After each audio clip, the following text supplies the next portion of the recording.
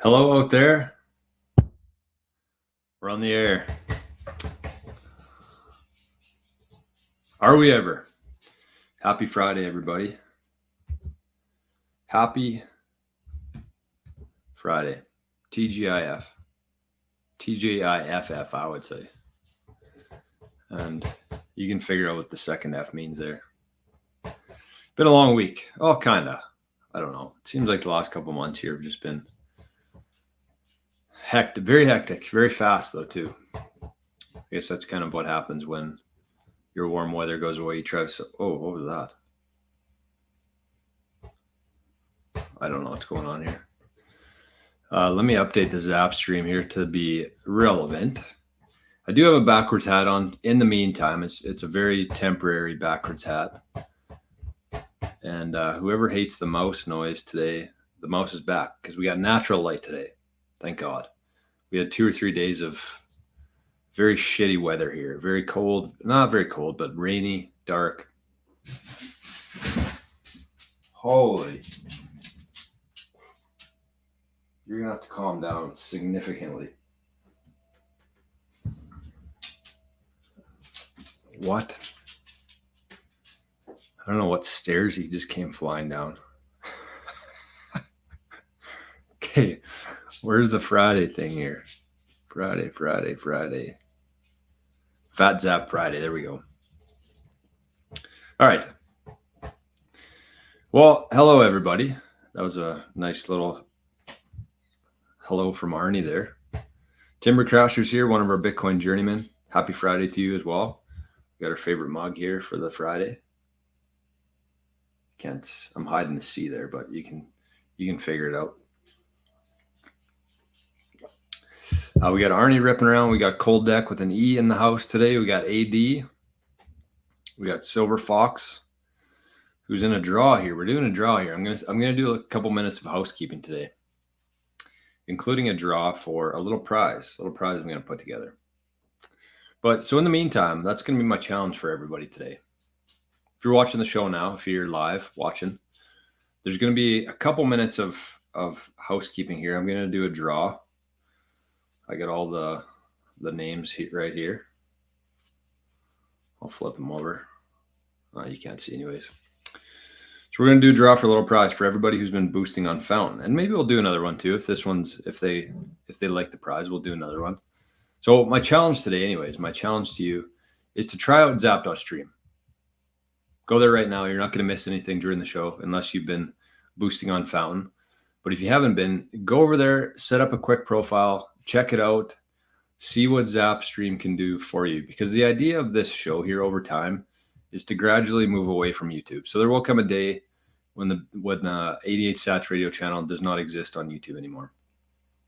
For many reasons, but mostly because it makes so much better. So much better. The experience on both sides, I think, is much better. So that's what my challenge to you is. If you haven't tried Zapstream, head there right now. It'll probably take you a minute to set up a profile, connect to your nostr account if you have one. And if not, you can just set up a profile. But check it out today. You won't miss any of the show. That's why I wanted to do it right now. What are you doing? You're interrupting the show here, bud. But before we do that,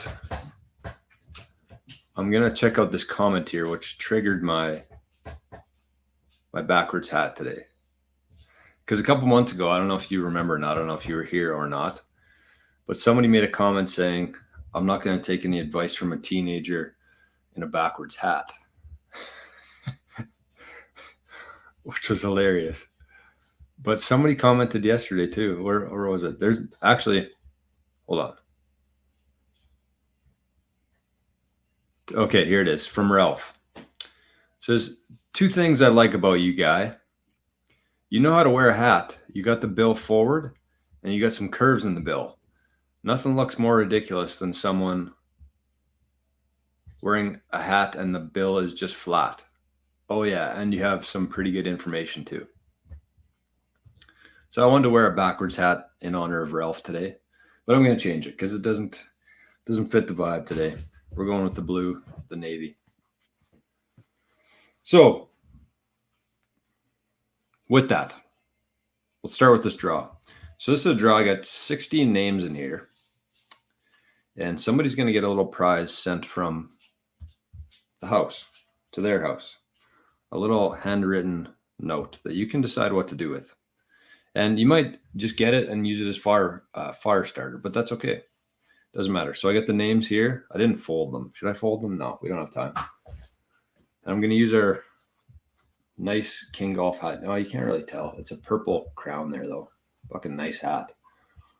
Gray with a purple logo, kind of like nostr purple. So I'm going to use that for our hat to draw out of today. I should have crumpled them up. Oh well, doesn't matter. So this lucky person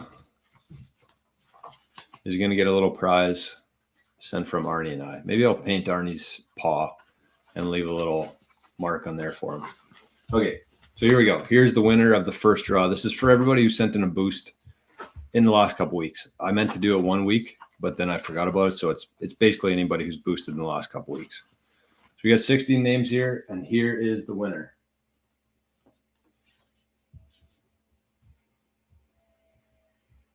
Duncan. The silver fox happens to be on the screen right now. So that was perfect timing. So Duncan, thank you for the boosts on Fountain. Thank you for the zaps on Zap Stream. A very worthy winner of the prize today. So I'll be in touch. I'll get your address and I'll send a little prize pack for you. It won't be anything crazy, but who knows? Maybe you'll like it. Man, Arnie's being annoying today. Ever since the full moon, he's just been on another level, the guy.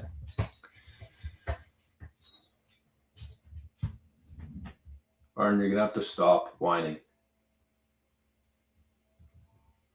Thank you. Rick's Remakes in the house. So today's Friday. This is, sorry, I kind of missed the intro here altogether, but this is the Daily Bitcoin Journey. This is a channel that focuses on very actionable and logical, extremely logical discussion for Bitcoiners and for the future Bitcoiners out there. So this is No Agenda Friday. It's something new we started doing. I don't have anything on the list today. I had the draw for Fountain at the top of the kind of a waste of a piece of paper today, but that's okay. So we're just going to freestyle this whole thing. If you have any comments, any questions, any discussion points you want to bring up during the show, just throw them in the comments and we'll go through them. I got a couple things to talk about, some of the news that we've been putting off for the week. But other than that, we're just going to roll with it. One thing, another piece of housekeeping here that I wanted to mention is that I had somebody reach out to me yesterday.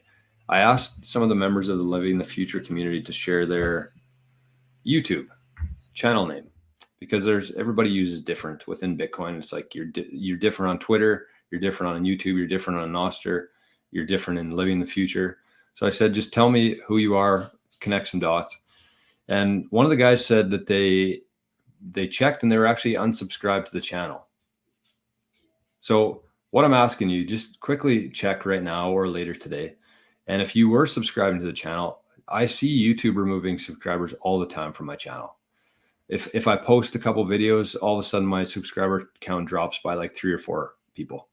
It's annoying, but I just wanted to make sure that if you are a subscriber of the channel, just make sure to check that out and see if YouTube had unsubscribed you there.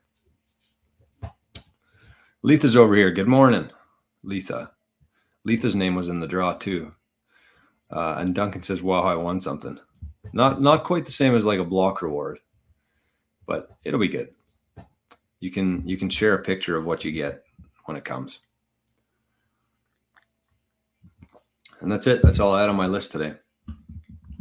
So we had a video, maybe I'll start with this, but we had a video, our most viral video yesterday from the show.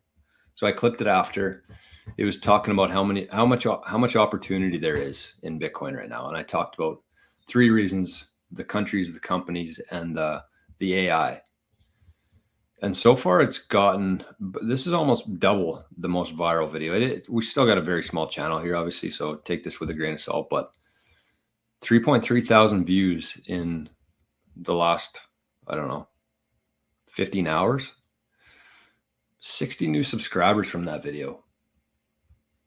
So the people seem to be enjoying it. We found some new people for the community here, some new subscribers, maybe a few are in the chat today. But what I'm going to ask you, another ask here, but what I'm going to ask you is just take that video. It's called Bitcoin is about to flip the world on its head. Talking about those three things. I'm sure most people were here yesterday. But I want you to not send this to people who don't have Bitcoin. I know we do that with some videos, say, to your friends and family who aren't into Bitcoin yet, send them this video, see what happens. But what I'm going to challenge you to do today is try to send this video to anybody in your life who you know has Bitcoin. Because the purpose of that video is not to try to get new people into Bitcoin, but it's to increase the conviction that Bitcoiners do have right now.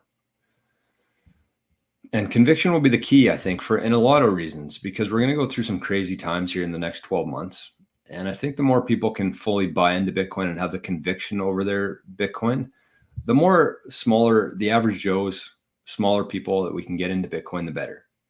Because when the price goes up and everybody thinks that they're cashing out back into fiat, they're getting ahead, all they're doing is selling their Bitcoin to BlackRock. So that's my challenge to you today. Take that video. If you have a couple Bitcoiners in your life, it's 17 minutes long, and hopefully it increases their conviction over Bitcoin and sees the bigger picture here. And not only that, but motivates them a little bit to get off their ass and start earning some Bitcoin. It's not a call to action for them to quit their job, flip their life on its head, but just to do more. Take some free cash flow, buy some Bitcoin, take some pension, buy some Bitcoin, set up a few new profiles on different apps that allow for free Bitcoin, and just understand how valuable these sats are right now. Because we've never had an asset like Bitcoin, not even close. Gold was the closest, and it had a 2% inflation rate annually. So we're in a totally different ballgame here. Most people don't understand how big this is. So just take some time today. Send that video to a couple friends or people within your network that you know who have Bitcoin. And who knows, it could be the difference for them between selling in 6 months and having it in 6 years from now. So that's it. Let's check on the mempool, see what's going on there. I sent some Bitcoin yesterday, which I love doing. But I paid 6 sats per rebyte. I probably got ripped off a little bit, but I wanted to get it done for the video. I wanted to make sure that I was doing a tutorial for the Aqua wallet. So if you're somebody who hasn't had, maybe I'll do a little reason why to watch that video. So if you are somebody, and I'm guessing you are, if you watch this channel, if you're somebody who is here on the regular, you're probably earning some sats on Fountain, ShakePay, Lolly, FoldApp, ZBD, Nostr. And when you get those sats, they're all hot. They're all on Lightning. And people struggle with which Lightning wallet to use, how much to keep in there, when to move it to layer 1. So the video I did yesterday, it was basically just a live show. There was no edits on it. But I talked through the reason of why it's important to be checking out the Aqua wallet, what I use it for, and how to use it. How to send it there, how to swap it to Liquid and then to Bitcoin and then move it to your cold storage. It cost me about 3,000 sats. So kind of the flow here in the process, and I think that the majority of people here will appreciate this. And that's why I'm spending some time during the show talking about it. But the flow that I went through yesterday for the live demo that I did on that video was Nostr or Fountain or ZBD or any Lightning, any apps you're using to accrue sats through Lightning. So you take that, you move it to your Aqua wallet. It sits there on Lightning. You let that build up till you get about 100,000 sats, 200,000 sats, whatever it is. You obviously have to be patient here, but you store it on there, because then you're not creating a whole bunch of UTXOs. You're not sending it to cold storage. You're not wasting them. You're not risking losing them on a hot wallet. So you let those build up there on the Aqua wallet, again, till you get to 100,000, 200,000 sats. Then you flip it from Lightning Liquid onto the Bitcoin, layer 1. And then from there, you can move it to your cold storage. So you're going to take all these mini, they're not UTXOs, but these mini micro payments through Bitcoin, 50 sats, 500 sats. It all accrues in your Aqua Wallet, stays there. And then eventually you move it, you flip it to Bitcoin, and then you move it to layer 1. So that whole process, I think I sent 100,000 sats yesterday on the demo, and it cost me 3,000 sats to do that.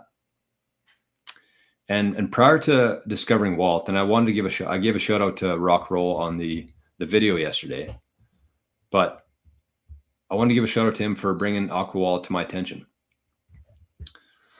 So that was the whole flow. And before using that, I was using Wallet of Satoshi. And every time I would move, I would keep all my sats there and then eventually move it to cold storage. And it would cost me about 12,000 sats plus a fixed fee. So it's about 25% of your other alternatives there. Plus it gives you a backup phrase. So you get the 12 words. If something were to happen to your phone, you could restore your Aqua Wallet onto a different device.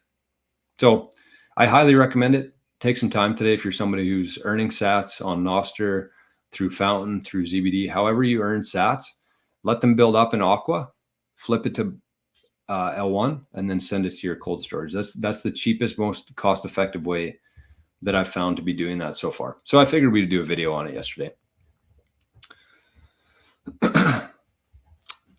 Just checking on the Zap stream over here. Looks like we got a couple people over there. We got My Path to Fire zapped 100 sats, so thank you for that. It is Fat Zap Friday today. Mondays are for the dogs. Thursdays are for the open sats. Fridays are for me. So thank you for that.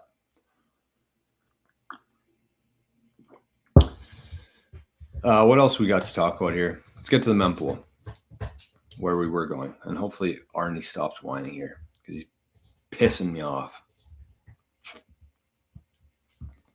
Oh, and shout out to, well, actually, I'll do the mempool here first. And if I remember, we'll talk about it. Hey, stop.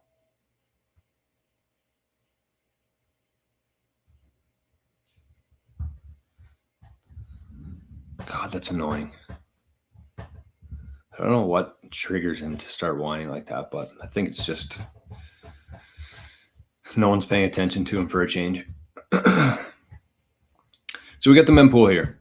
We got 862.122.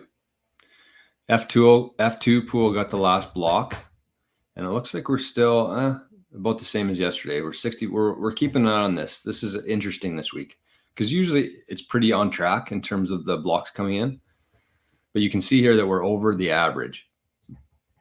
I think the total average of the Bitcoin blockchain is about 9.5 minutes, and since the last difficulty adjustment here, it's 10.5 minutes.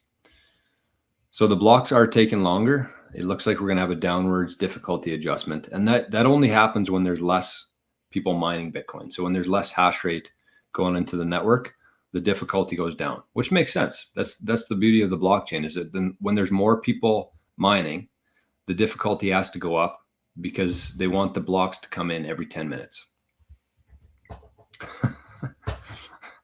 Arnie's the best. Well, he is. He's definitely the best. But he's being a pain in the ass today. It sounds like he stopped, though. Thankfully. I was piercing my ears and my mind. Hard to focus when you have that in the back of your mind. But anyways, somebody yesterday in the video said that they're having a hard time scanning that. Somebody also sent 5,000 sats to Arnie yesterday. So whoever that was, thank you for that very much. But again, if you're not watching this on a computer or a TV, it probably will be pretty small. So if you are somebody who wants to give Arnie some sats, he has his first UTXO now as of yesterday or 2 days ago. But if the QR code is not working for you, you can always just send it to his random, which was actually random, lightning address called adoptedson98 at walletofsatoshi.com. So Wallet of Satoshi, if you have them, if you use them, they set you up with a random URL, lightning URL. And they gave Arnie adopted son, which is very fitting because he is a rescue dog. Bodie, good morning. Are you in the smashing mood this morning? Bitcoin is changing everything. It really is, and I think that people are finally starting to appreciate exactly what's happening here. Let's check to see. Are we smart? Where's Rick today? Where's our reminder from Rick? What do we got here? We got 23 people in the chat, 10 likes. Kind of sad. But that's okay. That's your call. If you're not liking it, then don't like it. Tommy D, good morning, brother. Good to see you. It's good to see you. I see we got a new face over here in Zapstream. Who's this? Come on. Load for the guy. Sats GG has been a little bit more. Oh, it's Daniel. Daniel's up to 138 sats. Good morning, Zappers. Thank you, Daniel.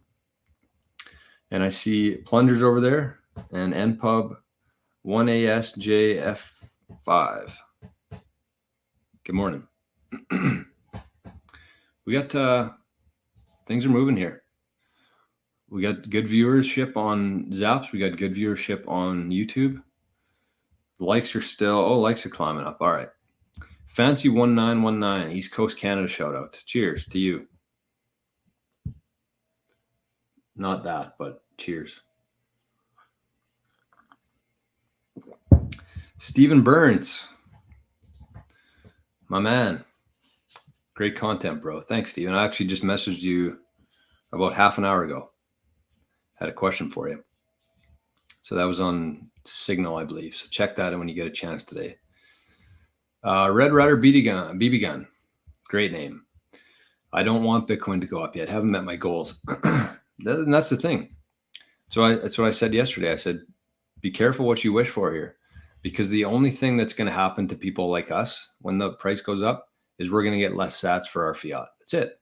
Unless you plan on selling your Bitcoin in the next 6 months, then the faster it goes up, the less sats we get for our dollars. I'm with Red Rider here. I would rather it stay at 50 for the next couple months so we can get as much as we can. So you're going to be getting less sats for your fiat. You're going to be earning less sats for whatever work you do, whether it's on nostr or contract work for Bitcoin. You're going to get less sats. That's what happens when the price goes up. You get less sats. And your friends and family who aren't in Bitcoin yet, once they finally understand what's going on here, they're going to get less sats for it too. So it seems like it's a very exciting feeling for sure. But when you stop and think about it, it's not that fun. It's sobering. But I mean, at the same time, that's the whole beauty of Bitcoin is like when it's down, you buy more, you get more sats for your dollar. When it's up, you're excited. So there's really no way to lose in Bitcoin. There's Rick. Here I am. Smash that like or hair will grow on your palms. It's good stuff. Bodie, living the future in journeyman groups. Either one are great ways to learn a ton more about how everything is changing, safer ways of protecting your data privacy, and links being shared to some of the best info. It really is. And actually yesterday I shared a video on here, but I changed it to be private. But we shared a video talking about how lonely. It was a video called The Lonely Road or something like that. And it talks about how when you're starting a business, when you're taking a different road, when you're trying something new in your life, your friends and your family are still in that old system that you moved away from.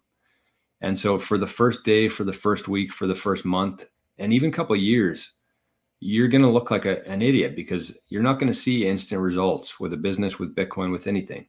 And so you're going to look like a fool to them. And it's a very lonely place. And it seems like you don't have anybody to talk to. And I feel like that's definitely the case within Bitcoin for a lot of people, is that you want to tell people, you want to help people, you want to help the people that you love. And until we see like a huge shoot up here, you're going to look like a fool. So it is a very lonely place. You get called an idiot to your face and behind your back.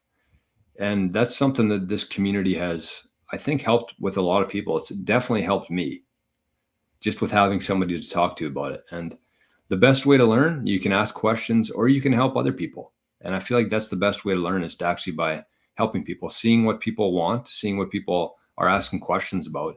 And if you are somebody who plans on working in Bitcoin in the longer term, it is the place for you because there's a ton of resources there. I have some fairly big plans in the next 12 months in terms of utilizing people in that community, not utilizing them, but working with them on a new venture to help people get into Bitcoin. So if that sounds like something you're interested in, either of those things, then definitely check that out. There's been a record amount of people who have been joining the group in the last couple of weeks, which is good. That's what we want. AD, 58K, yeah. I think everybody's tired of the 58K. But, 58 versus 68, you get more sats for your dollars at 58. Shell Shock 98, good morning. I have a heavy background in firearms, and I find that Bitcoin and firearms go hand in hand. When I try talking to gun people about Bitcoin, they can't get over that it's not physical. That is a big barrier for people. It's a big barrier for people, and it's a very long learning curve. I think that's the whole problem there, is that there's not a 10-minute video that you can watch explaining why it doesn't matter that Bitcoin's not physical. You could watch 100 videos of 100 different people telling you why it doesn't matter that it's not physical. But you have to put in the work, and you have to find that one person. Oh, there's Arnie. You good? Shout out to Arnie.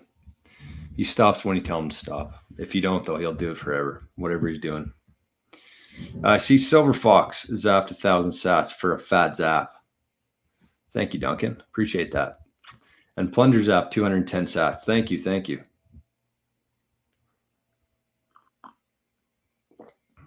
Where was I going with that? Yeah, it's just everything's proof of work in life, in Bitcoin, in trying to get other people into Bitcoin, trying to learn Bitcoin. Everything's proof of work. And we moved away from that, I think, in the last 100 years when the Titanic went down and the Federal Reserve was created. We moved away from proof of work. We gave a small group of people the ability to create money out of thin air, nothing backing it. And with that, we've seen society deteriorate through the years because of their ability to print money.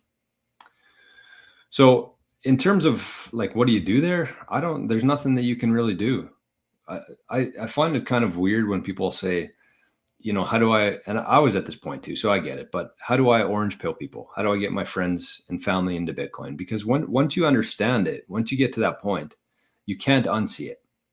And all you want to do is tell your friends and your family about it, and you want to be the savior for them. And it is very noble. And people don't understand that on the other side of it. They think that you're just in it to try to get rich, and you're not. You're in it because you understand what's happening in the old system and how broken it is. $35 trillion worth of debt, never being repaid. So once you start with that, that's where you have to start. You say there's a small group of people at the top. Everything in society, every breakdown within society stems from the ability of a small group of people having the ability to print money. And then from there, you say, if they can print money, they've printed 35 trillion that we know about. And if you show them the math, it's very simple math, that it is physically impossible for that to ever be repaid. So then where do you go from there? What's your options? If you know that you're in a system, you're giving all of your time and energy to a system that's crumbling, then you start looking at other things. And Bitcoin's not what you start with. Bitcoin's what you end with. You start with understanding that there's a significant problem here that cannot be repaired. There's no politician, there's no person on earth that can fix where we are right now. So you get there and then you figure out, okay, maybe there's something here. Maybe there's something to scarcity and decentralization. And I think that those words, when you go too far like that, when you say decentralized and scarce, I mean, that's not a big word, but scarce and immutable, that's when you lose people. For real. As a Bitcoiner, you understand that, you understand the importance of those words, but most people, if they haven't been in Bitcoin before, they have no idea what the hell those words are even, or why they're important. But I think you could say, from there, okay, there's a small group of people at the top.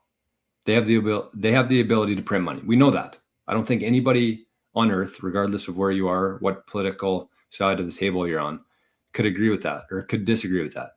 A small group of people have the ability to print money.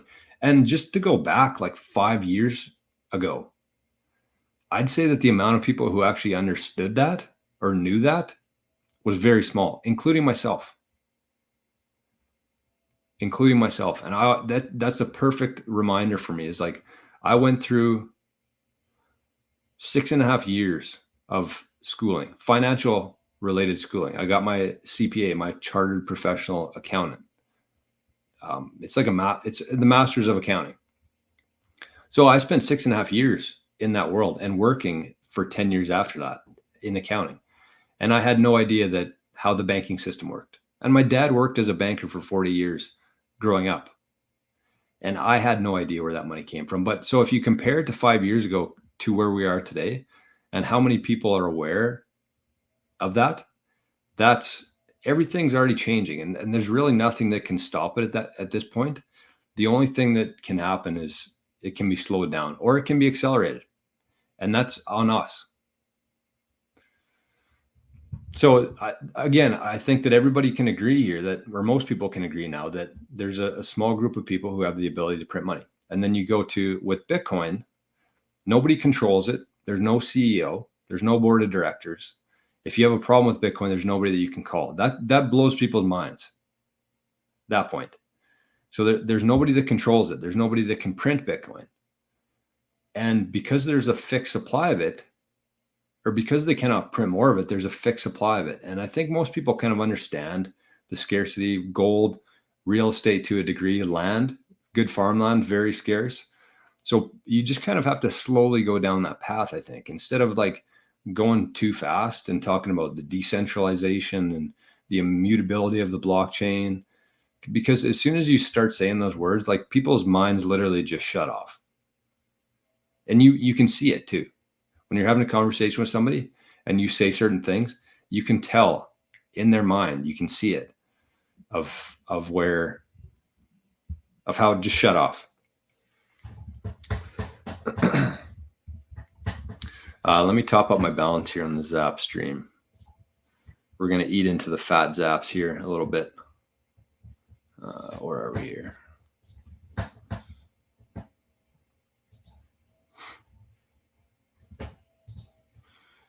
I wish I've been using Zapstream for probably half a year now, maybe less, maybe 3 or 4 months.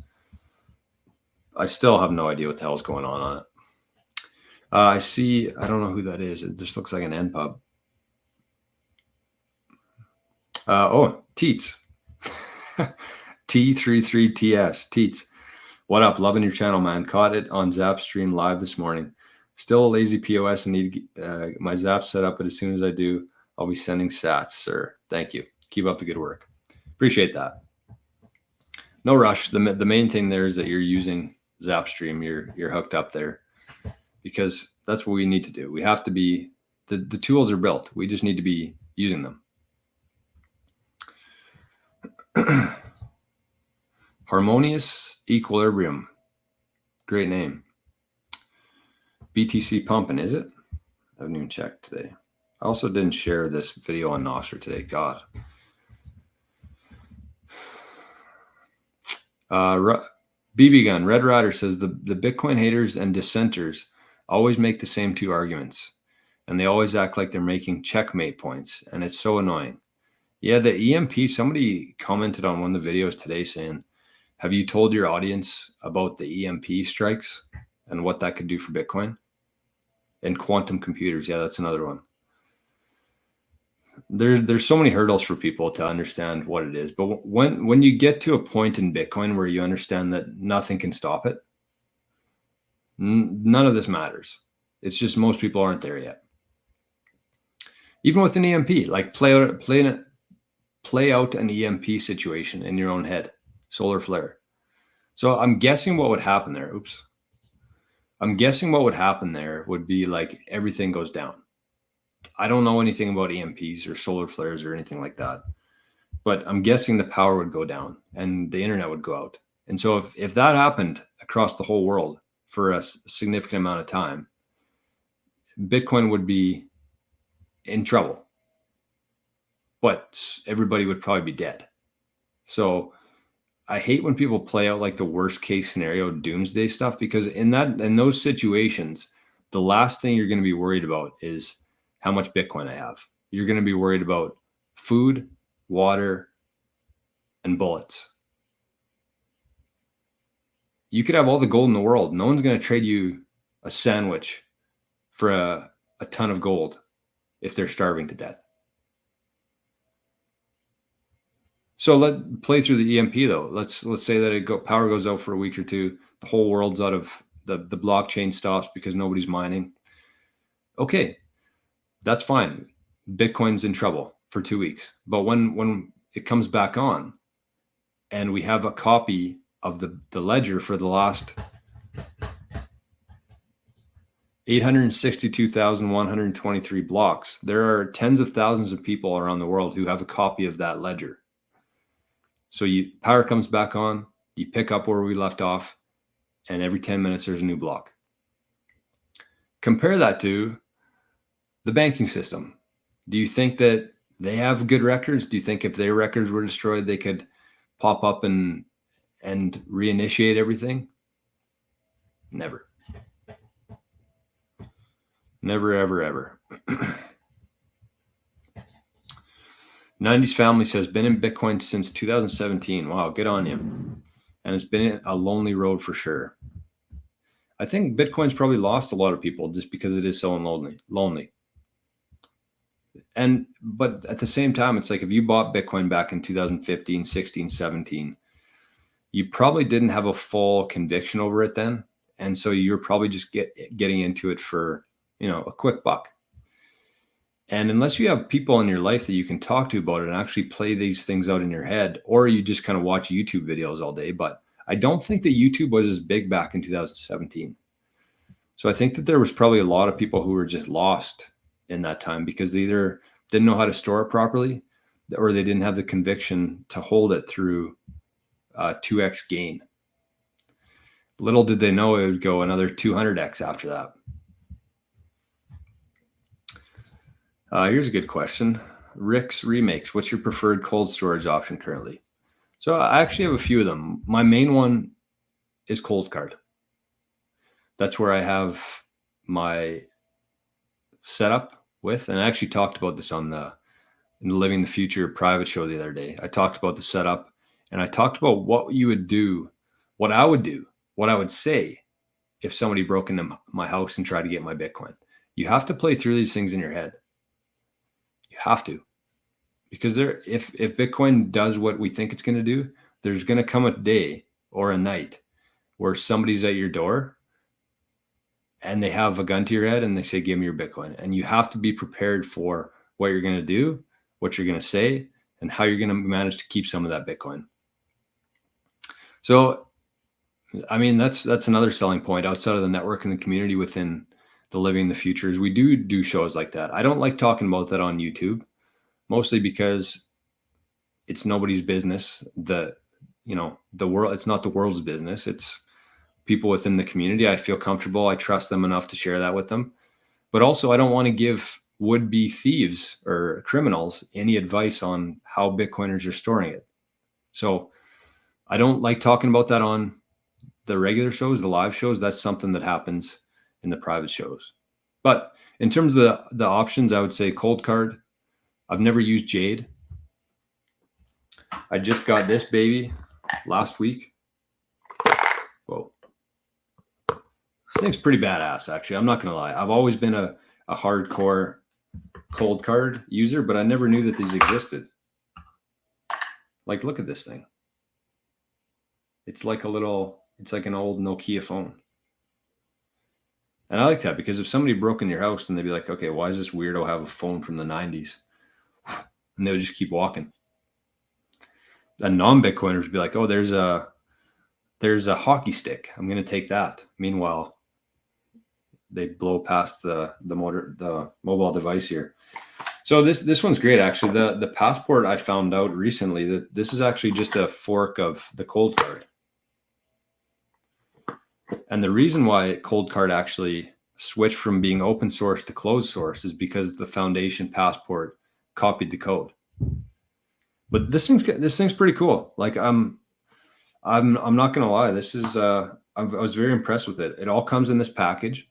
You don't have to worry about buying the device, buying the battery, buying the USB, buying the cord, buying all things differently. They put it all into one package for you. And there's adapters in here. It comes with the SD card. This thing's pretty cool. A little bit cheaper than the cold card too. And it also has a camera on it, which the MK4 doesn't have. So, but either way, the point here is that it doesn't matter what device you're using. It really doesn't. I would say one of those three, you're good. Avoid anything that plugs into your laptop. And the other thing there is eliminate your single point of failure. And what I mean by that is if you do have a cold card, if you do have a passport, make sure that if that's all you have, that's a single point of failure for you. Understand that. Whereas if somebody stole it, if somebody broke into your house, that's the point of failure there, one point of failure.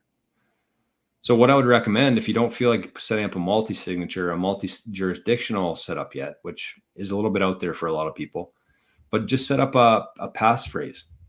That eliminates your single point of failure.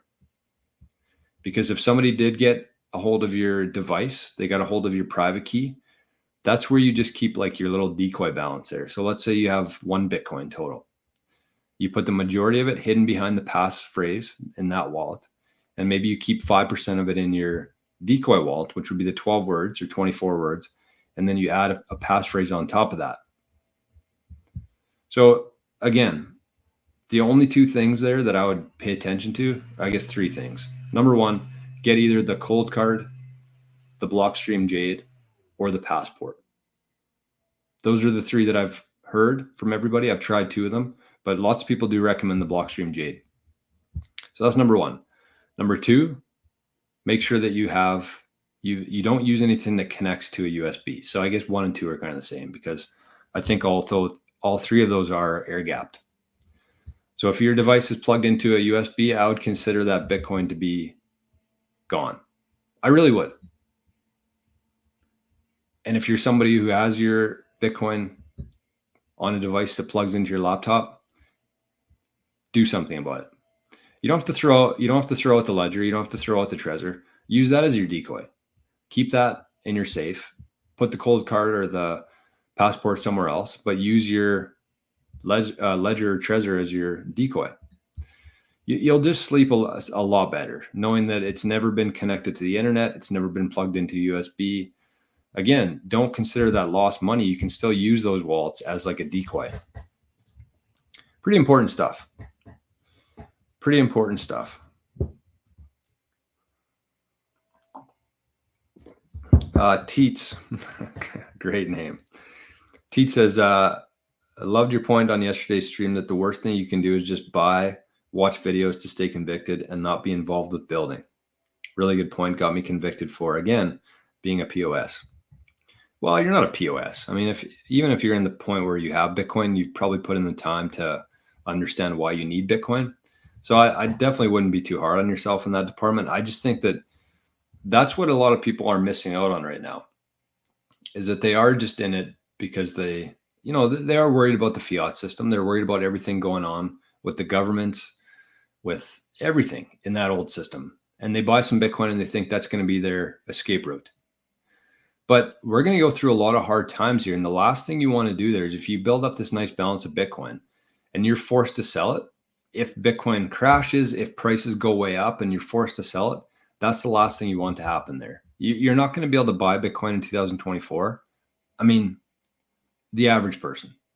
If you're a millionaire and you bought 20 Bitcoin, then you're probably good forever. If you bought 2 Bitcoin, you're probably good forever. But at the same time, you want to be focused on earning Bitcoin, getting more of it. So you're able to spend it, because Bitcoin's only going to succeed if we're using it as a transactional currency. For real. It's the only way it's going to succeed as it was designed to be. Right at the top of the white paper, peer-to-peer electronic cash. It doesn't say hedge for inflation.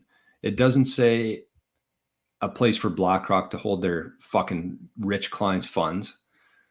It doesn't say any of that. It says peer-to-peer electronic cash. It was designed to be used privately, peer-to-peer, without anybody in between there. And that's what you want to be using with it. So if you're going to be spending your Bitcoin, you also have to be earning Bitcoin to replenish the sats that you spend. So earning Bitcoin, using Bitcoin related tools like Nostr, like Zapstream, pushing the whole open source and freedom movement forward by doing that. It's not just, nobody's going to come on the TV or your laptop or your phone and say, okay, the world has officially entered the Bitcoin standard. The world has officially gone open source. The world has officially left the central bank system. No, it doesn't happen like that. It takes one person at a time, one day at a time for this to happen. And the tools are there. The highways are built. We just have to get people using that. And with your network too, with the living the future, the reason I love that and my end long-term goal is outside of setting up a Bitcoin advisory kind of network. But another goal is to you can get to a point where we're going to have maybe 3 or 4 people in your local area or more. And you don't have to really go outside of the Bitcoin system anymore. If you're living in Bitcoin and you're earning Bitcoin and you're buying your eggs and your beef and paying somebody to cut your grass with Bitcoin, you never have to touch the old system anymore. That's where you want, that's the end goal here, I think, for myself and for probably everybody watching the show. And the only way you're going to accomplish that is by building your Bitcoin network.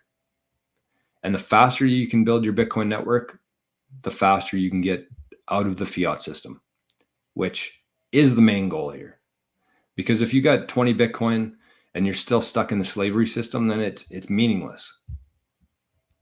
Completely meaningless. It's like being the richest guy in jail. And that is a tribute to Bitcoin Ben, who uses that analogy all the time. And it's absolutely true. It's absolutely true. Yeah, and this is a great point from AD here. You can't preach to people, they won't get it. You gotta get them thinking by asking them questions. And when they complain about how they can't afford their rent, yes, always ask questions. Say, does this make sense to you? What about this? Why do you think that it's why do you think that people are allowed to just print money and they tell us what to do? Why is that? Is that written anywhere? Is that like the rules of the world? Or was the world hijacked by these evil, corrupt pieces of shit back in 1913?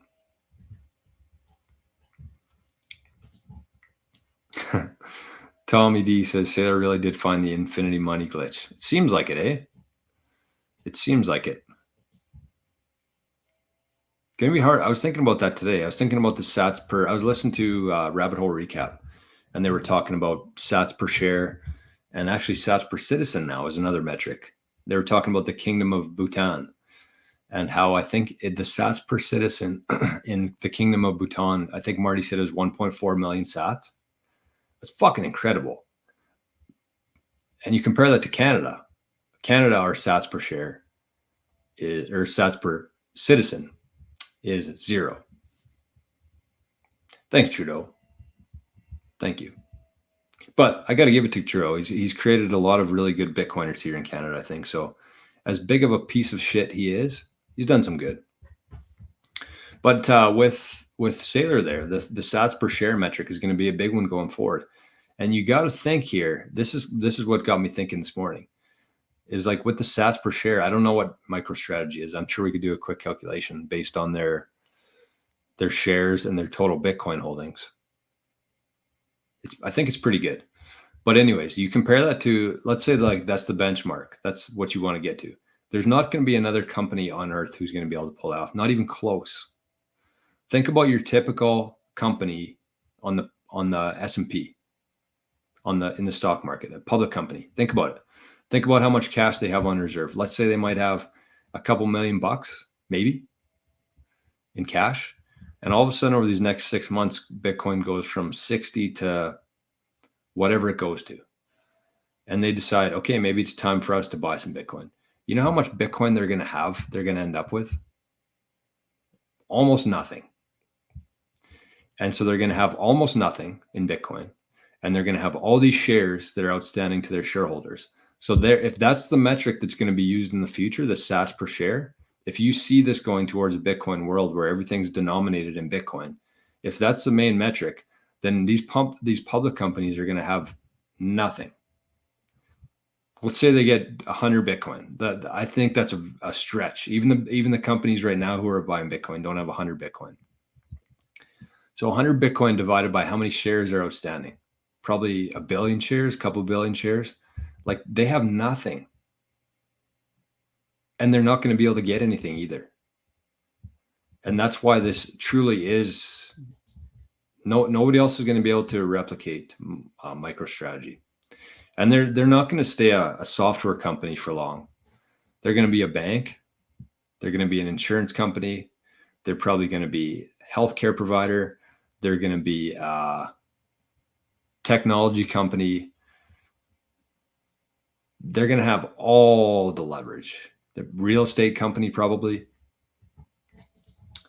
Jose, greetings from PR. What's PR?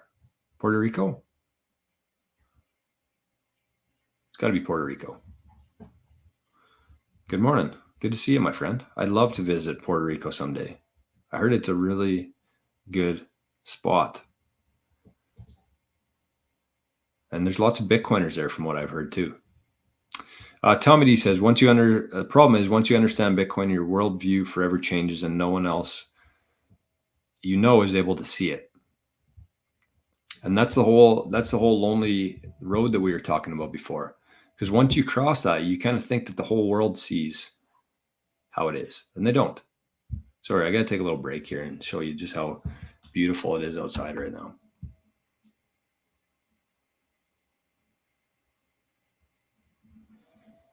Very nice, especially after the last couple of days we had here. Jade is pretty good, cheap too. I think this one, the passport, is $200 for the package here. So with that, you get the device, you get a couple of adapters, you get the SD card, you get the cord.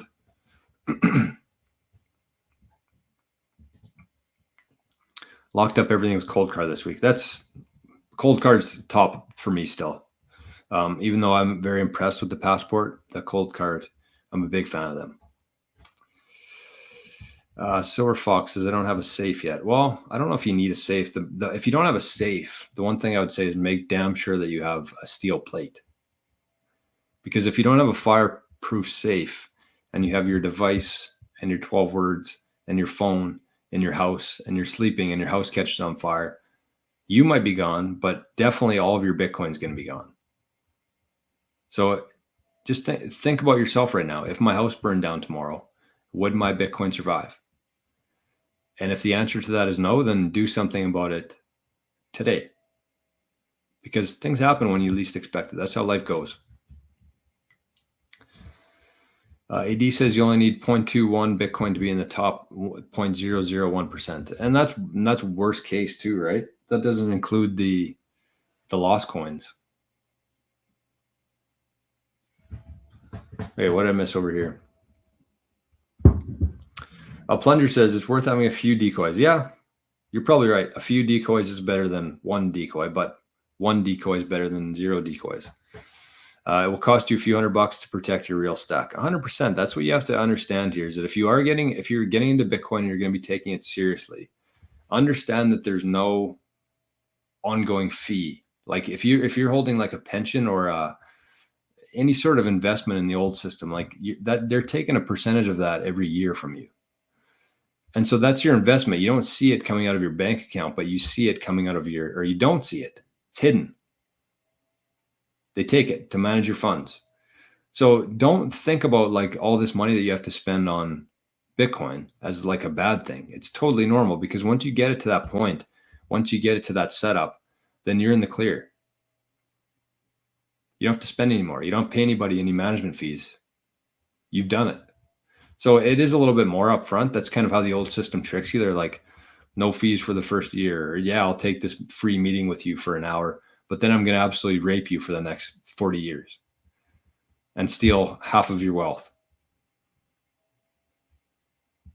And I don't mean to shit on financial advisors at all. There's a lot of great people in that industry, but it just really bothers me how bad of a reflection they have on Bitcoin when their industry, they have no room to talk. We'll just say that. But yeah, I mean, consider that. Consider everything that you buy, whether it's your time, you're watching the show, or you call somebody, you set up a call with me even, just to, even if actually the majority of calls that I've been having with people lately are not people who are just new to Bitcoin.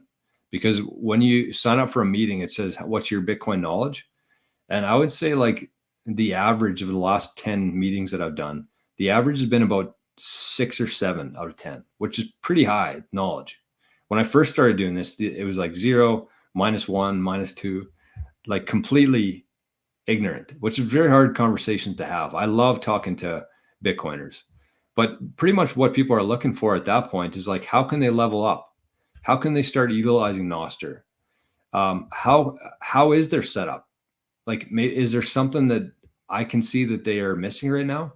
You have to take this stuff seriously, and you have to invest your time and some money to make sure that in 50 years from now, you do have that Bitcoin. So if you're hearing that and it sounds, you're thinking like, maybe is there any holes in my setup? Is there anything else I could be doing? I want to be doing this. Then just set up a call with me. It's free to do. It's 15 minutes. You can go to bitcoinjourney.ca and book it from there. And we can just talk and see what you need, and if there's anything that I can help you with. There will come a time where that option's not there. Probably in the next couple months. I expect to be quite busy, but for now, that's where it is. So that's kind of what I'm saying is like, there might be things that you don't know that you don't know.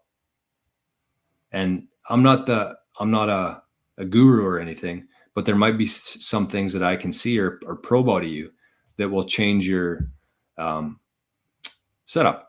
And that's priceless. To make sure that you secure your Bitcoin back in 2024, and when you wake up in 2064 and you still have that Bitcoin because you were able to get through that first part, the hardest part, that's priceless.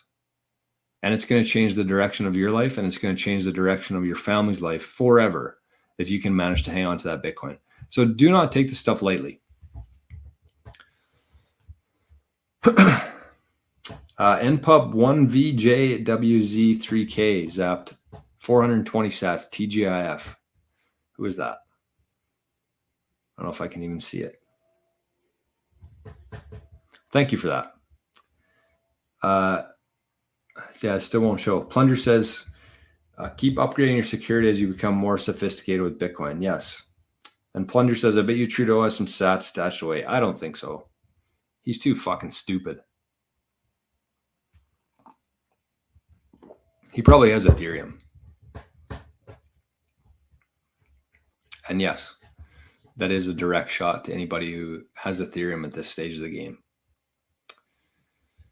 Sailor was spot on that volatility is vitality. 100%. 100%. And a lot of people are shitting on Sailor right now, but I think that he's the most reasonable person that you could listen to in Bitcoin right now. Because he's fully in. And he has more skin in the game than anybody else on this planet. And there are people with, 0.2 Bitcoin or 20 million sats or 200,000 sats that have this idea of the future where banks are going to be gone, governments are going to be gone, nobody's going to need lending because everybody's going to be living in joy and holding hands and running around in a circle. Sailor understands that the people who have the power right now, they're in Bitcoin. They're going to have significant influence in the future. The people like us who are going to work every day, struggling to put food on their table, they don't have extra money to be buying Bitcoin. So they're going to be left behind as well. And there's going to be people with money, and there's going to be people without money. And the people without money are still going to need to lend from the people with money. Maybe 200 years away, this is a little bit different, but like Sailor is the most reasonable, level-headed person to be talking about this. And it really bothers me that a lot of Bitcoiners are shitting on him. But at the same time, who cares? He can buy as much as he wants. He can do whatever he wants with his Bitcoin. That's the beauty of Bitcoin. And if you don't like it, then don't own any MicroStrategy shares. It's pretty much as simple as that. MicroStrategy owns 250,000 Bitcoin. Wow.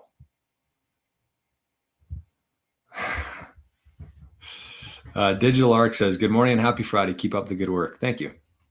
Happy Friday to you as well. Jason says, MicroStrategy will have to rebrand to be MegaStrategy. I'm surprised they haven't yet, to be honest with you. Okay. What else do we have here? We didn't do our giveaway yet. Let's do that right now. I think there's quite a few people who have stuck around to this point. So we're just going to do the full show on YouTube today. I decided. I think we've been doing that for No Agenda Fridays anyways. We'll just keep it rolling. So let's give away some Bitcoin an hour late here.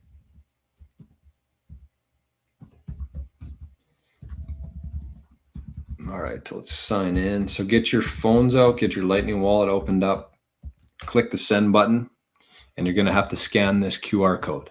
If you've never done it before, just try it out today. Just open up your Lightning wallet, press send. I know it sounds weird. You should be pressing receive, but press send. Scan the screen here, and you're going to have a chance to win probably 500 sats. Statistically speaking, it's probably going to be 500 sats. So here we go. This is Bitcoin Well. I've been hearing a lot of good things about Bitcoin Well, and kind of when I started working with Bitcoin Well, I was a little bit unsure because I loved dealing with bull Bitcoin. But knowing Adam, getting to talk to Adam, he was pumped. He's a golfer. I think we're going to be doing some fun things together in the future. But I'm very happy that I've been hearing so many good things about Bitcoin Well from people in the comments, from people in Living in the Future. It seems like there's a lot of people who have been really enjoying their service lately and their platform. And the nice thing, it seems like they're the first or the only remaining Bitcoin company in Canada and the US, they have US too, where you can buy non-KYC Bitcoin from. And you do that with an ATM. I know there's a couple people who watched the show that did that recently. And I think you pay a little bit more for it. But if you're somebody who wants to start accumulating some non-KYC Bitcoin, definitely check out Bitcoin Well. There's probably an ATM in your area somewhere. They got a map on you. So that's good to hear. That's kind of what I wanted to get out of that. Is I'm very happy that people are enjoying their experience so far. We've had, I think, 60 people sign up, which is awesome. I don't get anything for that, by the way. It's kind of shitty, but from my angle, it sucks. For your angle, it's awesome. You get free Bitcoin every day. 500 sats.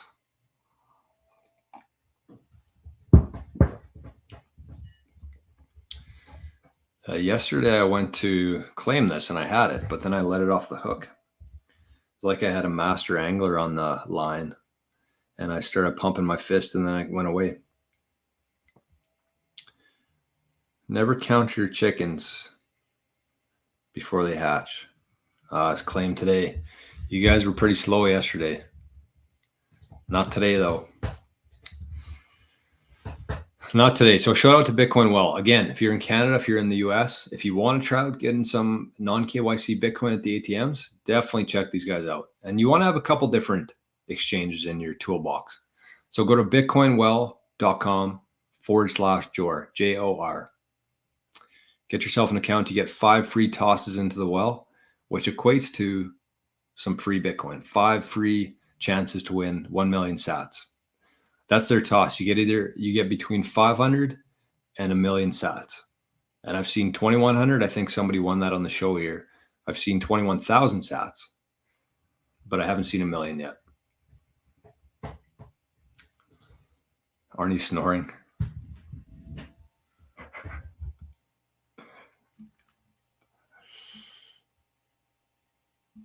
Perfect. 90s family says titanium plate so it doesn't rust. Yeah, actually our buddy James Bond has been saying the same. Get titanium so it doesn't rust. I haven't seen any titanium plate so available. Maybe I haven't been looking hard enough. I just use steel. Red Rider BB gun. My passport came in yesterday. Got to move those coins soon. That's a good call. And I'm really guilty of this myself in terms of some of my things that I've been putting off. And finally, the last couple of weeks, I just said, you know what? I'm not risking this. I'm not taking one more day. So it took me a couple of days, but I got it done. Everything I'd been putting off because you think it can't happen to me, but I got it done. And I'm very glad that I did. So if you're somebody who's kind of just putting this off, too busy this week, too busy today, don't have the money right now. Do not wait on it.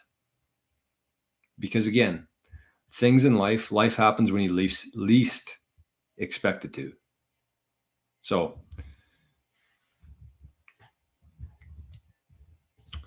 this looks like our sats per share from Cold Deck. This looks right. 21 million. What's that? Oh, lost coins. I thought we were doing the MicroStrategy shares. So this is the Bitcoin divided by people on Earth. So that's what is that? That's not even 2 million sats. That means that the average person, if everybody got an equal amount without lost coins, there would be 262,000 sats for everybody. That's so crazy. Locks guy. Hey babes, is one Bitcoin still one Bitcoin? It is. I woke up today, had to check myself, but it is. One Bitcoin still does equal one Bitcoin, in fact.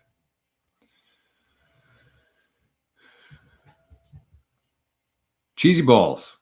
Took mom out to our local tavern, talked Bitcoin for over a few beers. Think she's starting to get it. I've had that myself with a couple. Not my mom. My mom still, she's like, yeah, dad kind of gets it. Mom's like, whatever, I don't care. Just, I trust you. But I have talked to some other parents, not my parents, but other people's parents about it. And they get it. You just have to figure out what makes them tick almost. Like, what are they most concerned with? What do they relate to? And one example that I had happen was the lady had cash. She said that her dad always did it. She did it. She does it. So she has cash under her mattress as like her protection from the government. And all I said to her, once I knew that, and I knew that that's a good thing, but there's also risk there. I said, if you wanted to get onto an airplane tomorrow, if all of a sudden Canada went to shit, Trudeau started coming door to door and, just full out communist, what would you do with that cash? If you wanted to hop on an airplane, would you be able to take that cash with you? No.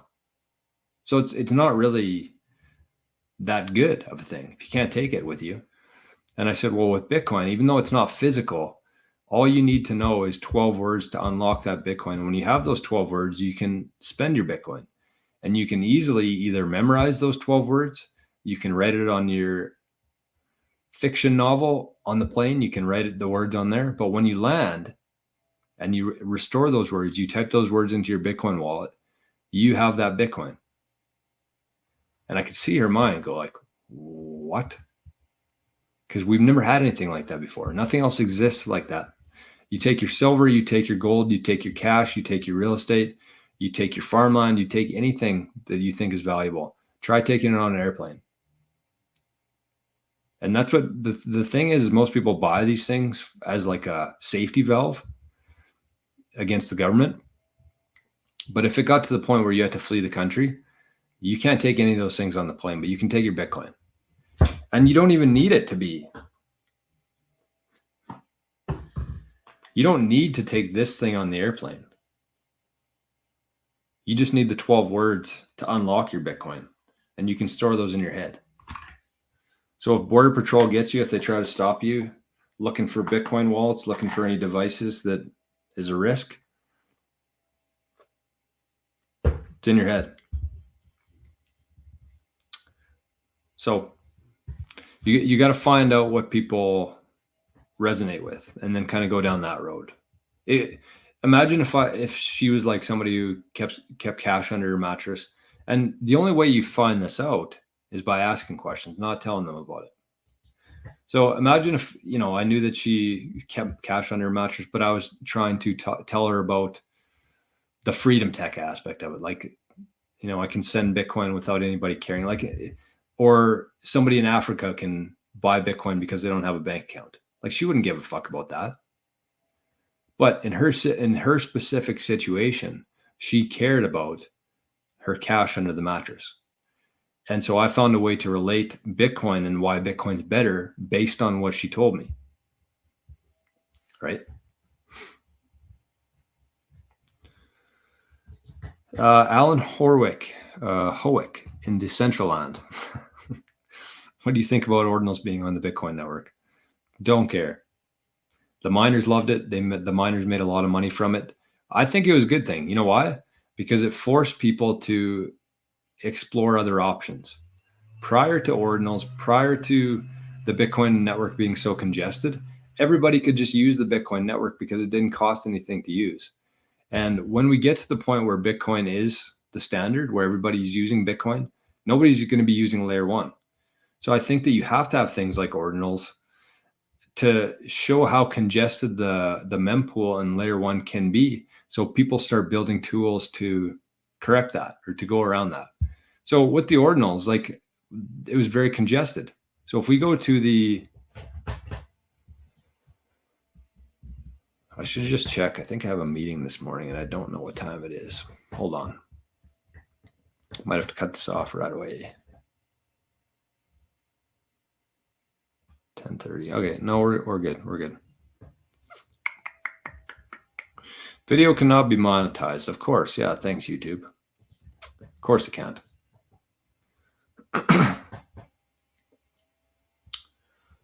Oh, Ahsoka won the SAS today. Thanks, Jor. Thanks, Bitcoin. Well, use Speed Wallet. Interesting. What is that? A Lightning Wallet? Speed Wallet? I've never heard of that one before.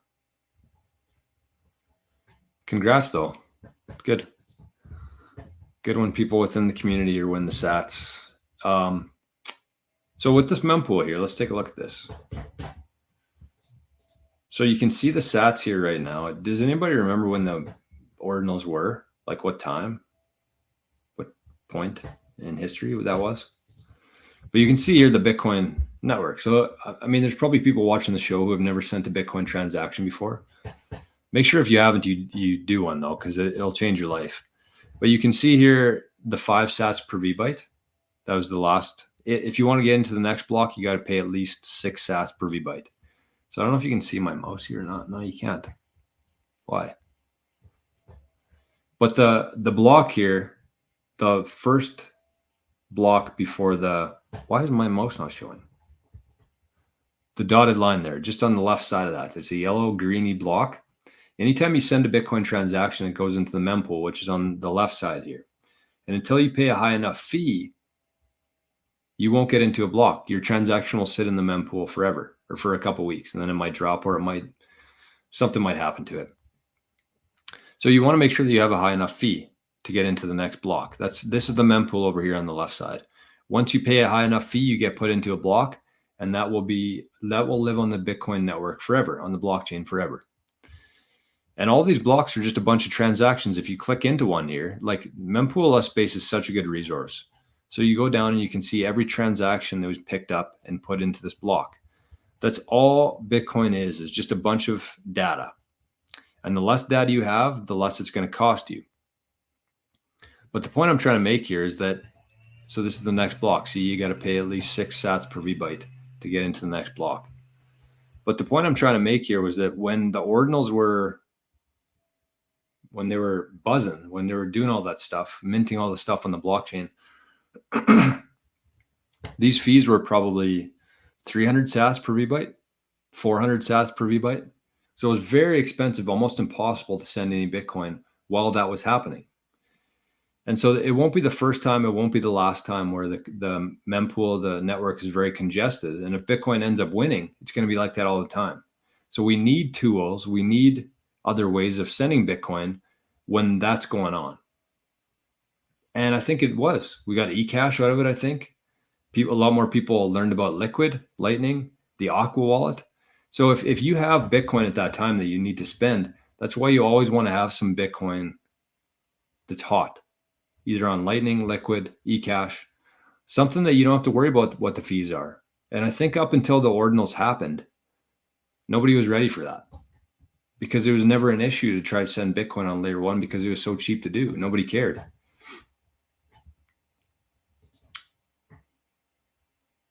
'90s Family said, I went to nostr website. Oh, man. Yeah, I think this is going to get a lot of people into trouble here in the future. Nostr doesn't have a website. Nostr is a protocol. It's like the internet. It's like email. Like the internet doesn't have a website. email doesn't have a website. Bitcoin doesn't have a website. Nostr is just a protocol. So there's different applications. That's what most people resonate with. They're actually called clients, but their applications are built on top of the protocol. So there is no Nostr website. Hopefully you don't get into any trouble. I don't think there's anything to worry about there, but just know that Nostr does not have a website. If you're on iOS, if you use an iPhone, I would suggest using Damus. So go to the App Store, search Damus, D-A-M-U-S, or Primal, P-R-I-M-A-L. If you're on Android, I use Amethyst, which is A-M-E-T-H-Y-S-T, I think, Amethyst, or Primal. Or you can, if you want to get started on desktop, if you don't want to download anything yet, just go to primal.net. Just want to make sure I'm giving you the right info here. You can go to primal.net, but when I tried getting an account there for the video that I did, it wouldn't let me. So primal.net or nostrudel.ninja. I think that's the one I used to get a new account, a new NPub. So I'll put that on the comment here for you. I don't know if you're still in the chat or not. But that's what I would use if you want to get into Nostr. So once you do that, once you have this nostrudel.ninja, you can set up an account there. You'll get an NPub and an NSEC, public key, private key. So then you go down to the App Store, you download Damus, you download Amethyst or Primal, and you can go and plug in your NSEC, your private key, into that.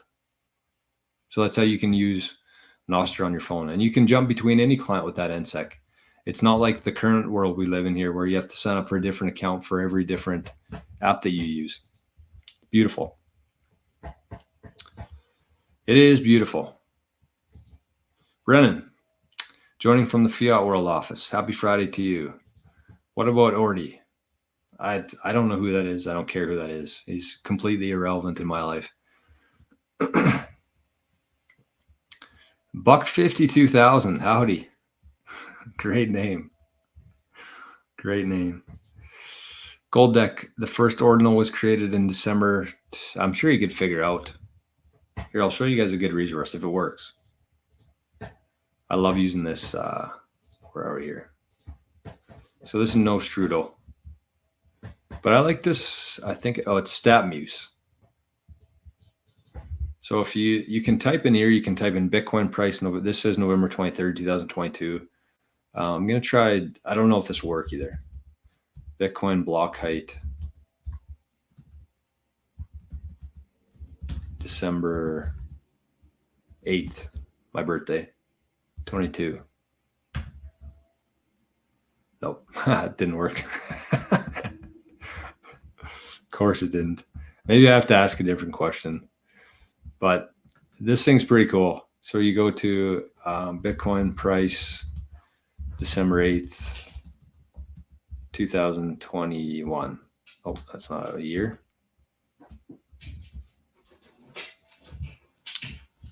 Holy, that was a good year. That was a good birthday, 2021. Bitcoin price was $50,000. So it says the closing. Anytime you want to find out what the Bitcoin price was at any given date, I like using this. It's called statmuse.com.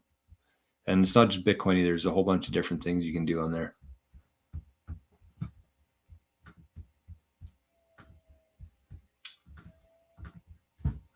Spend Bitcoin, nah. I mean, it's your prerogative. It's your life. I'm just telling you, I think that we need to spend Bitcoin. We need to earn Bitcoin. We need to spend Bitcoin if Bitcoin's going to succeed as a peer-to-peer electronic cash. Charlie Dunn. Will I be donating my Litecoin to Kamala Harris? The only thing I would donate to Kamala Harris is a used pair of Gitch. Very used.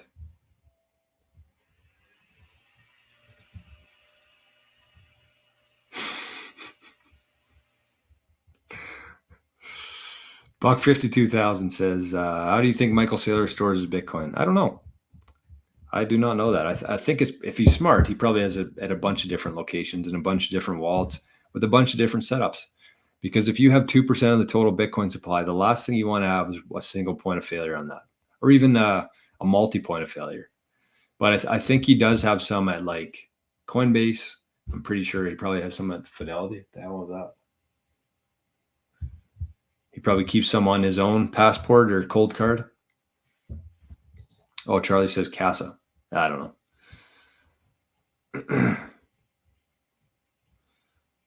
That was the price of gas in 2000. Riley Blackwell says, could you do a review on the new cold card queue? I mean, probably not. unless NBK sends me one, I'm not going to buy one because I'd rather buy Bitcoin. And I'm sure it's great. It's pretty much the MK4 with a couple new features on it. But no, unless NBK sends me one to review and try out, I'm definitely not buying one. Rather buy sats. Charlie Dunn says, do you have a crypto laptop from Bitcoin Ben? I do. I don't really use it for that anymore. I kind of just turn it into my normal laptop. It's a great laptop, but definitely overpaid for it. Mostly because at the time when I bought the crypto laptop, I had a bunch of different cryptos that actually made sense to have on a laptop like that. But since switching to significant amount percentage-wise Bitcoin, I just don't really have a use for it anymore. I got the cold card, I got the passport, but I think it is a good idea for anybody. I wouldn't suggest spending like $3,000, but like getting a fresh laptop that you can do your stuff on, I wouldn't make it a priority. But over time, get yourself a fresh laptop, do all your Bitcoin stuff on there, hook up plug your SD cards into that. And I just think that you'll sleep a lot better. Don't do it now. Something you could do, and this is something I've been doing with a couple things in my day-to-day life, is like, unless I need it today, unless I'm going to die or I'm going to starve to death, I'm going to wait. I'm going to put some Bitcoin aside. Maybe I put 200,000 sats aside. I'm going to wait for a year and see how much those 200,000 sats are worth in a year from now. And then I'm going to buy whatever I think I need or I think I want, whether that's new irons, new golf clubs, whether that's a new laptop, whether that's a Start9 server. I just wouldn't be buying things right now. I'd be buying Bitcoin right now and just waiting. Again, unless you're going to die or you're going to starve to death, don't be buying anything right now. It does not make any sense. Buy Bitcoin, wait 6 or 12 months, and you're going to save. It's going to be like Black Friday for whatever you want.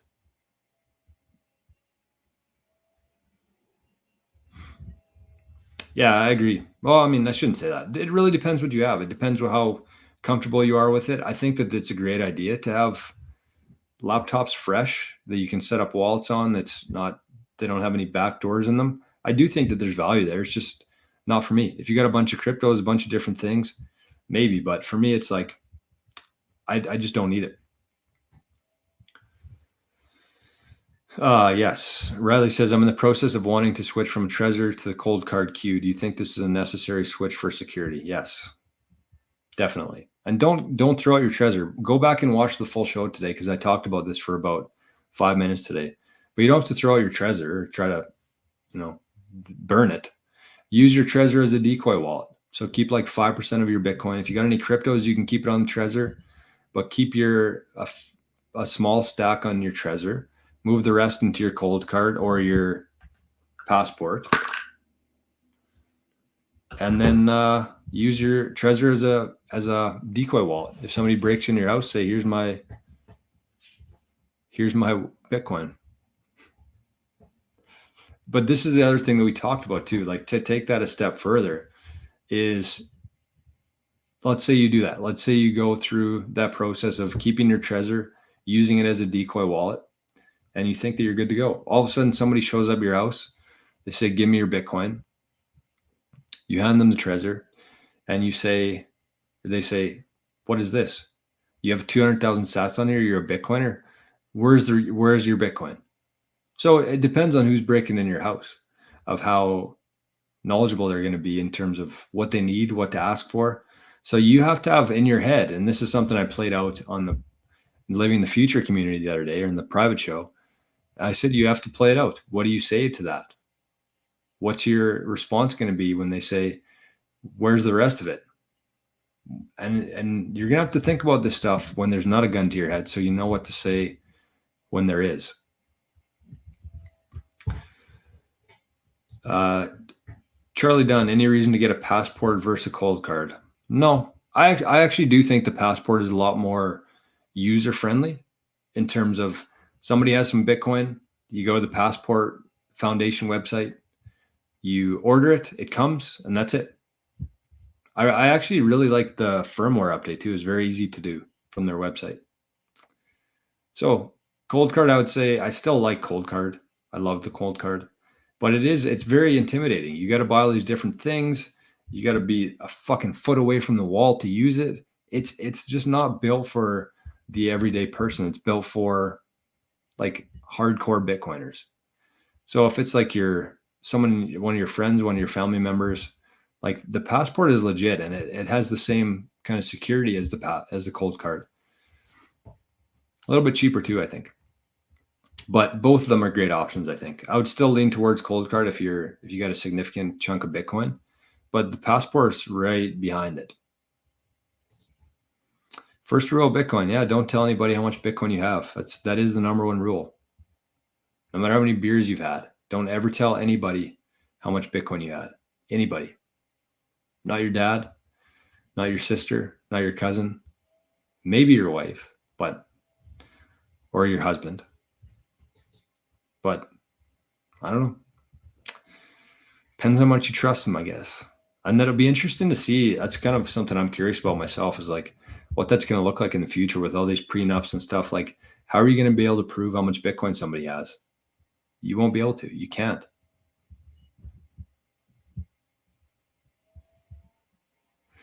Andrew, have you tried the Tangent wallet? No, but I believe it connects to your USB port, and I'm not a fan of that.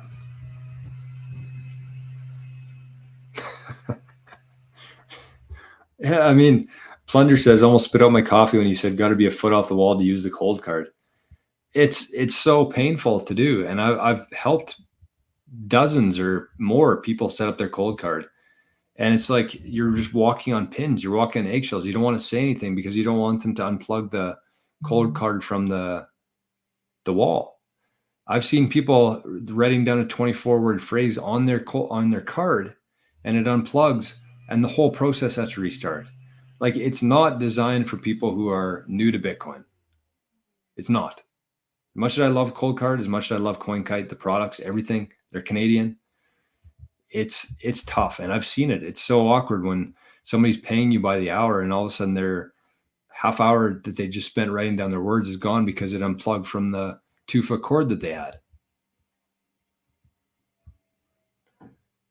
I mean, some people might not like that, but whatever.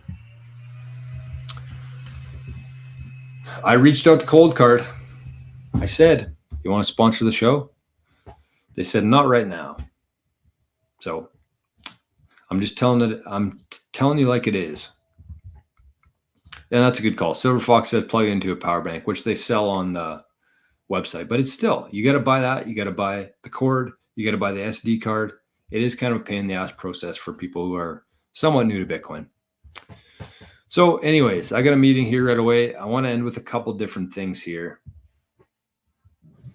What did I have?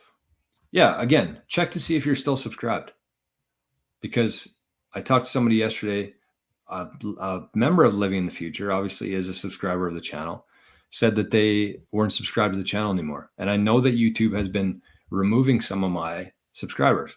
Second part there, check out that video that I posted yesterday. I think it was a clip from yesterday.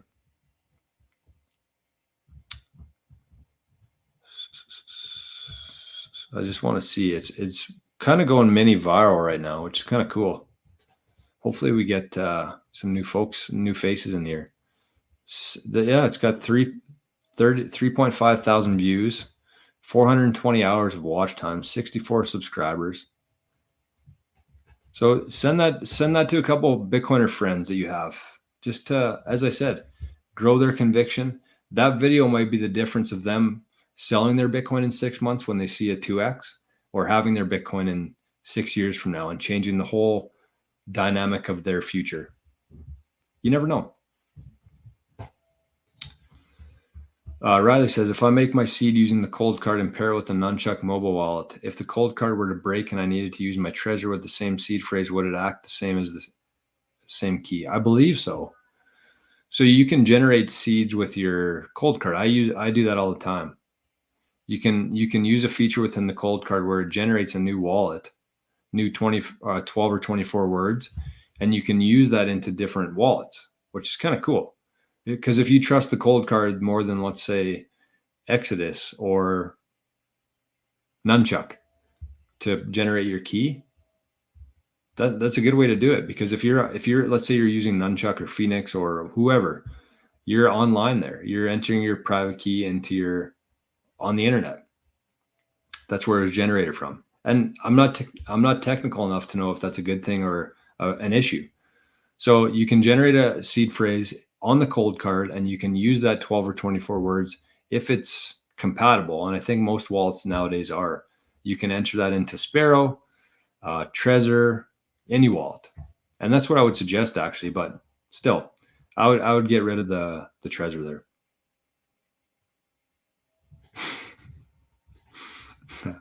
Buck 52,000, liked and subscribed. My only gripe is sometimes some of the stuff you talk about scares the hell out of me. Kind of the point. Nobody else is going to tell you it.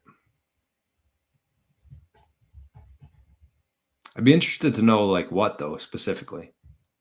I mean, it should scare you.